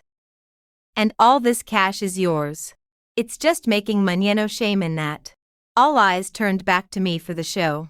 Michael looked displeased and coughed twice. All right, Emily. She doesn't deserve this. I ignored him and gave a reassuring look to Grace, who was worried. She subtly relaxed, grabbed her bag, excused herself to the restroom, and left the private room without looking back. I stayed perfectly calm, wiped my mouth clean with a napkin, then under everyone's mocking stares, started spinning the Lazy Susan. That 2-tiered cake was still untouched. After cutting out several slices, I finally stood up gracefully and looked at John. You know why I look different from the photos? Without waiting for an answer, I smiled sweetly and smashed the cake into his pig head. Because I'm your dad. Ever changing. I exploded on the spot. And no one reacted in time. I went all out, grabbing cake and hurling it indiscriminately around the room. With that fool John taking the brunt. You've got a good figure. You're a Russian heavy assault tank imported back home. A 180 by 180 Tetris block. Knowingly the other woman. Is your family buried in the dirt? You talk like you're from a coffin. Call me shameless. Do you have a cellar at home? If so, go grow some mushrooms. If not, just give up. Gold digger. Your household register reads like an animal encyclopedia. I walked in through. And when the cake ran out, I started smashing dishes. William got splattered with egg drop soup, jumped up, and screamed. Holy crap! What was that? I raised my hand and smeared sweet and sour ribs all over his face. It's your grandpa here, riding a Harley to save the day. Everyone was already blinded by cream. I grabbed Sophia, who was shrieking like a screaming chicken, and stuffed all the used tissues in front of her into her mouth. You fake. I'm here to clear your throat. After that, I turned around and kicked Michael in the leg. You jerk. How did so many precious organs assemble into such a waste like you? Naturally. I wasn't foolish enough to stand still, while everyone was jumping around with their heads covered in cream and soup. I circled the table and kept firing off insults, swinging plates wildly. Happy birthday, Olivia. I wish all the insurance policies you buy in the future come into effect. Jenny. Can I delete your number? Can I slap your face? You're the one who talks straight. Well, I don't hold back. So bear with me. I'm not just quick with words, I'm arrogant too. When you're dead, I'll bring a dog to shit on your grave. By the time I reached John, he had just wiped the cream off his face. Our eyes met, and I grinned before pressing my fingers, which had touched the spicy rabbit head, onto his eyelids. Here comes the little flying stick that instantly earned a string of pig-like screams. I'm not good-looking. Well, you're just perfect. The moment you were born, the doctors and nurses who delivered you fled with your 6th uncle, running on rooftops to this day, because they'd never seen such a disastrous appearance. You shouldn't go to Russia as an exchange student, you're better suited for Mongolia. To be livestock.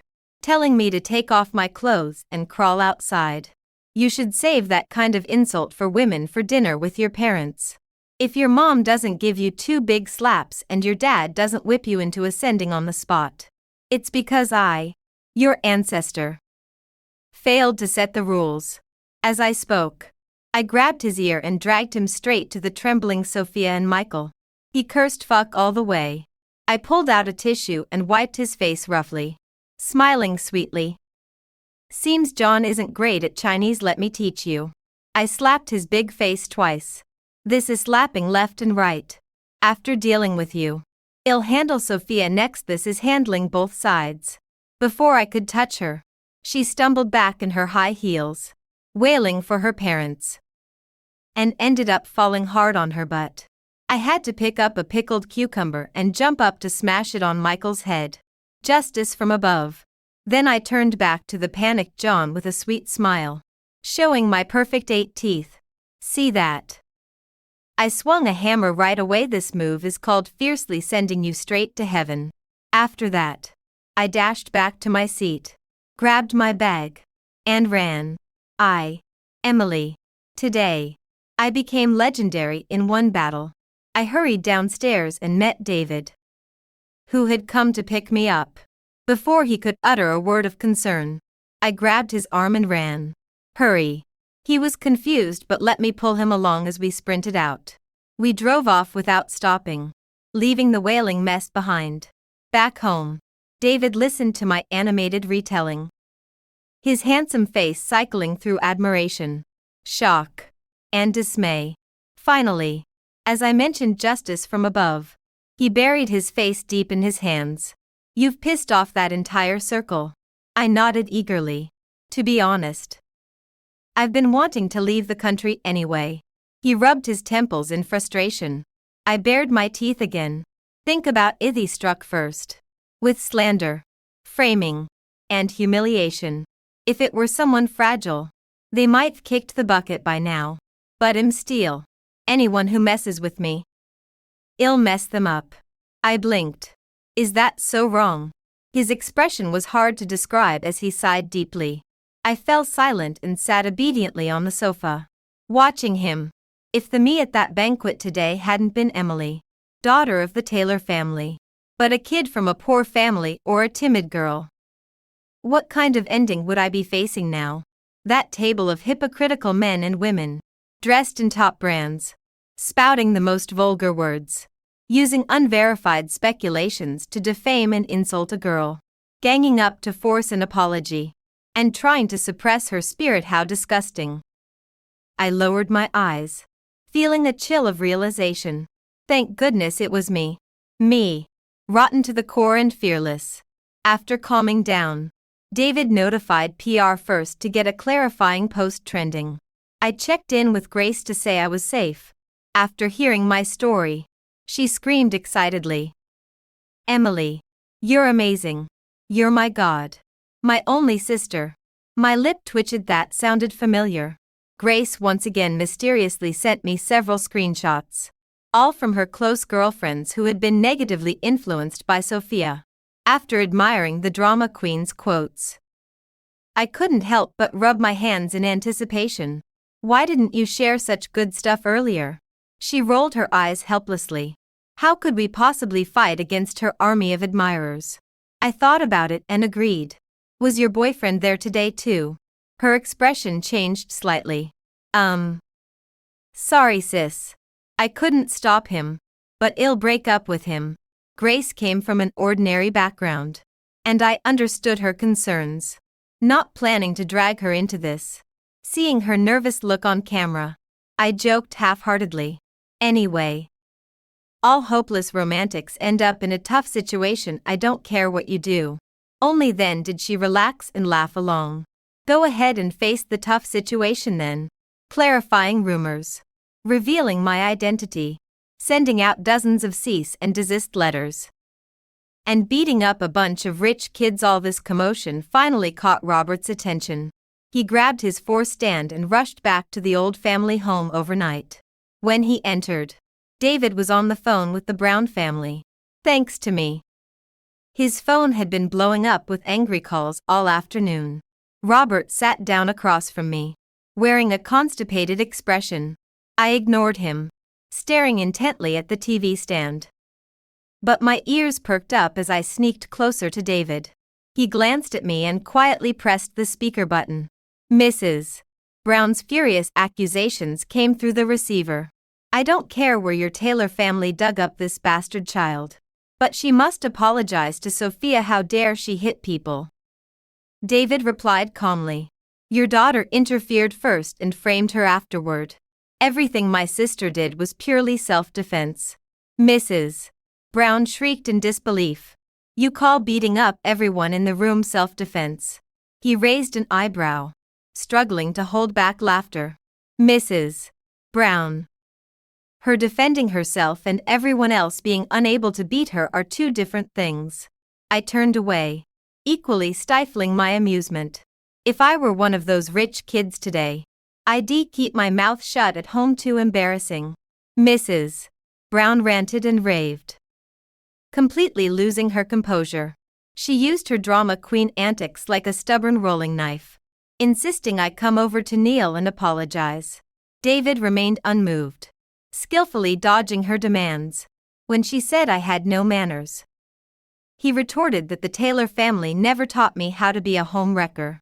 When she called me a little bastard, he scolded her for species discrimination, adding that being a bastard was better than being a mistress. When she accused me of smoking and drinking, he said I not only smoked but also smoked fools and smoked out mistresses. When she complained I cursed too harshly and offensively, he had no comeback, sighing that it was true. And I cursed at mistresses even more harshly and offensively. I suspected the Brown family's IQ ran in the bloodline. Mrs.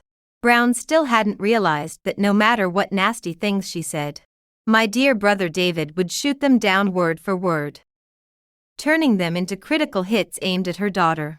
I was about to lose interest and move away when my ears caught what sounded like Sophia sobbing in the background. Intrigued, I leaned in and greeted, Ms. Sophia.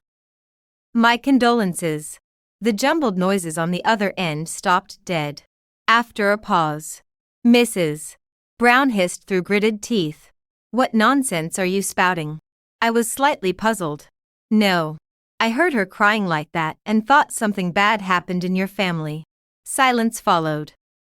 But I distinctly heard someone gasping for breath. Robert even pinched his philtrum hard. After a moment's thought, my eyes lit up. I know, I announced cheerfully. Ms. Sophia, did that unlucky fiancé of yours get hit by a car and die? This time Sophia completely broke down and hung up immediately, leaving David and me staring at each other blankly. Robert wiped his face shakily, about to say something, when his own phone rang again. This time it was Michael's parents calling. I stroked my chin thoughtfully, reasonably suspecting both families were together now. Honestly, Mrs. Williams had a more tactful approach. She politely admitted her son had hurt me emotionally. Young people lack experience. Mistaking true love for sibling affection, it's not a big deal. Then she shifted gears. But even if the deal falls through, friendship remains. And relationships should end on good terms. Mr. David, your sister didn't suffer any real harm. So isn't it inappropriate for kids bickering to escalate to violence? I knew she wasn't up to any good. Those two sentences had too many flaws to even point out. Unexpectedly, David walked over, picked up the phone, and responded coolly. You're right. My sister is indeed still young. She's just a child. Mrs. Williams said. Sophia squeezed out a resentful voice from her throat. She's 25 already. And you say she's young. Case closed. They were definitely together. David remained expressionless. Even at 65, she's still a child in my eyes. I clutched my stomach, laughing uncontrollably. Mrs. Williams didn't want to dwell on the age issue. I mean, your sister shouldn't have hit anyone. David interrupted her. You're the sensible one. Your child was just mouthing off. And mine accidentally pushed someone around a little. It's all minor scuffles. No real harm done. Mrs. Williams instantly flared up. Minor scuffles. Look at what you've done to my son. Call Emily out to apologize. I wiped away the tears of laughter from my eyes and hopped over to interject. If you're injured, go to a doctor. If you're killed, go to the police. Why come to me? I'll just eat an extra few pork knuckles at the funeral. The other side's teeth were chattering with anger. I scratched my head. Auntie, are you cold?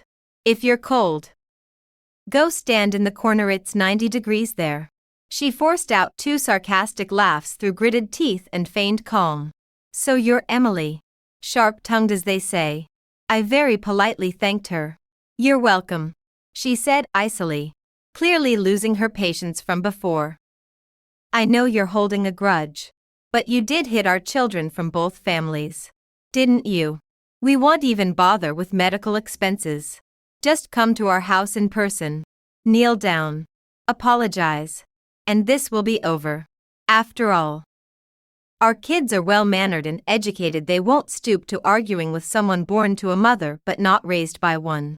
David and Robert's expressions instantly darkened. David's eyes chilled several degrees, and veins bulged on the back of his hand as he gripped his phone. The investigation moved pretty fast, but I didn't care at all. Her attacks were nothing. I smacked my lips twice. All right then. Auntie, do you have a vaccination card? Mrs. Williams asked suspiciously. What for? I said sweetly. Take your vaccination card and buy 2 train tickets now. One to Wudong Mountain and the other to Amei Mountain. You go to Wudong and find a guy named Zhang Sanfeng to teach you Tai Chi. Because I think you're quite the hypocrite. Use the other ticket for Sophia to go to Amei Mountain. She'll probably end up as an abbess there. Silence fell on the other end, followed again by a busy tone. The world is finally quiet now. David, however, gestured for me to look down at Robert, whose face had long been ashen on the sofa. I gave him a reassuring look and told him to go rest first. There's a bigger challenge waiting for you tomorrow, my dear big brother. He hesitated for 2 seconds but finally went upstairs. Robert and I stared at each other in silence for a long time, until he spoke first. You're getting more formidable. I sat back on the sofa, gazing at his face, lost in silence. 6 years ago, at my mother's funeral, he was the last to arrive. He was unshaven, his bow tie askew, standing in disbelief before the coffin as if struck by some massive blow. Without looking up, I calmly took several stacks of joss paper and tossed them into the brazier. Your appearance surprises me. Looks like all this money will have to be burned for my mother. That was the first thing I ever said to him since my birth. At that moment, my words were calm, but endless hatred surged through my blood. I hated him for marrying my mother without loving her, for ruining her life over another woman, for driving his 8 months pregnant wife to run away from home, and ignoring her for a full 16 years. And he had to show up after her death with that sorrowful, affectionate act. Hypocrisy. After the flames raged on, I returned to the Taylor family. Hate aside, I still had to live. Before my mother died, she gripped my hand tightly and repeated over and over, in this lifetime, you must be happy and never compromise yourself. Never love someone more than you love yourself. I dried my tears and touched her prematurely aged face. I will always love myself. I swear. I will always be happy. I swear. Mom smiled, the light in her eyes dimming bit by bit. I looked up and met Robert's gaze. If I hadn't learned to curse when I was 10, my mom would have been labeled a seductress by the woman selling pork at the market stall. And I'd be the bastard child she had with some random man.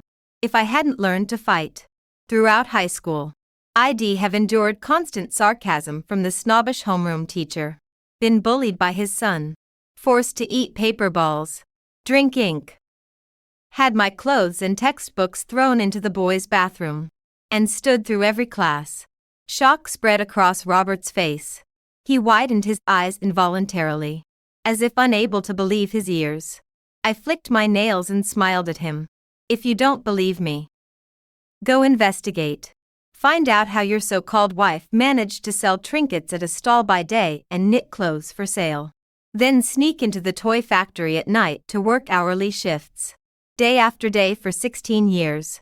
Find out how your daughter, from age 6, scavenged trash on the streets to sell for scrap, fought with old men and women until her teeth were knocked out, just to snatch 2 cardboard boxes. Years flashed by, 16 rushing like flowing water. Yet the dark memories of past humiliations and degradations remained vivid, suddenly invading my dreams on a lonely, damp night. Emily, who could fight, curse, smoke, and drink, also felt fear, afraid that my beautiful, gentle mom would be chased and called a slut, afraid she'd swallow her tears, pretending to be strong, only to sit under a streetlight repeating knitting lessons until her fingers bled, afraid she'd push her little tricycle into the alley at 5 in the morning and disappear, afraid she'd secretly ask around for ways to earn money, even climbing walls without hesitation.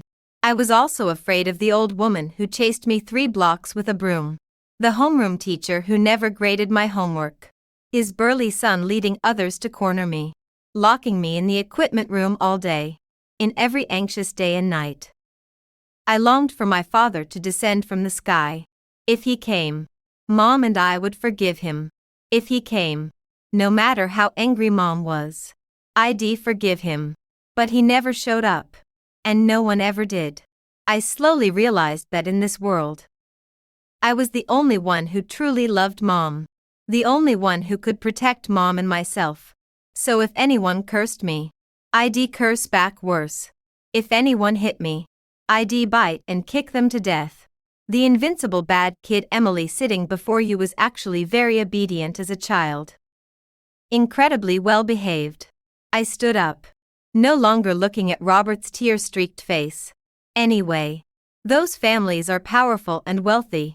Crushing an orphan like me would be a piece of cake.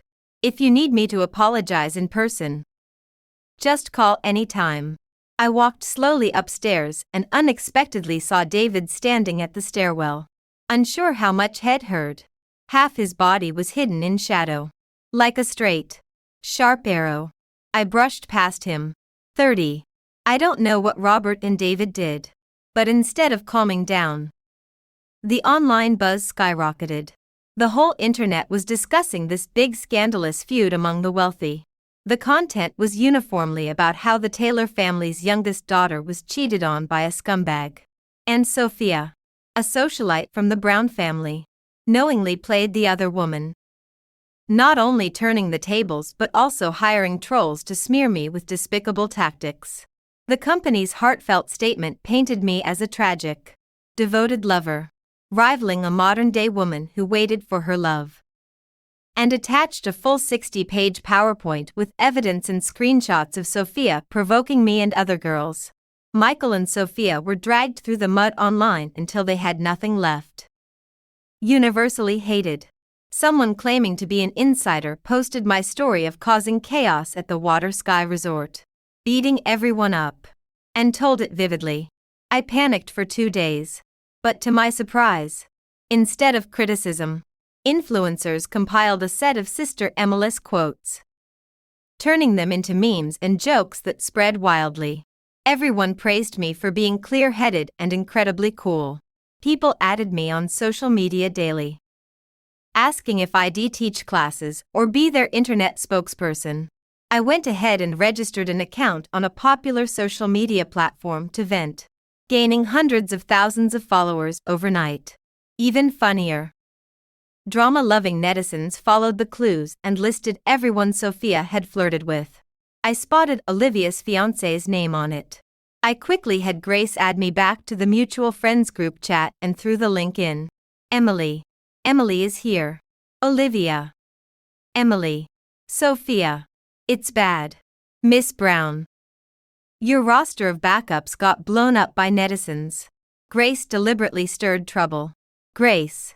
What blew up? Emily. The roster blew up. Grace. Whose dating life blew up? Emily. Sophia's dating life blew up. Grace. What happened to Sophia's dating life? Emily. Get lost. Grace. All right, we quickly exited the group chat. I heard later that Olivia stormed into the Brown family's place and fought with Sophia. The two pulled each other's hair out. Really viciously. Olivia cried while fighting, cursing Sophia as a hypocrite. Having a man yet still poaching from her own circle. Michael went to break up the fight. Not only getting scratched multiple times on the face but also kicked down the stairs. The scene was absolute chaos. Grace giggled like a little chick. Then lingered reluctantly for ages before finally hanging up the phone. I didn't tell her that after Sophia crashed. Michael had called me many times. I didn't answer. I believe he liked me. Just as I remember I genuinely liked him. But he lied to me. His feelings weren't pure. His eyes held me. But his heart was fixed on Sophia. Then I, Emily, am not someone who picks up trash or sells scrap. So naturally, I won't give him any chance to get close to me again. Men. There are plenty in the world. I turned to look at David sitting next to me and couldn't help but sigh heavily. I'm going abroad. Not to a funeral. What are you so scared of?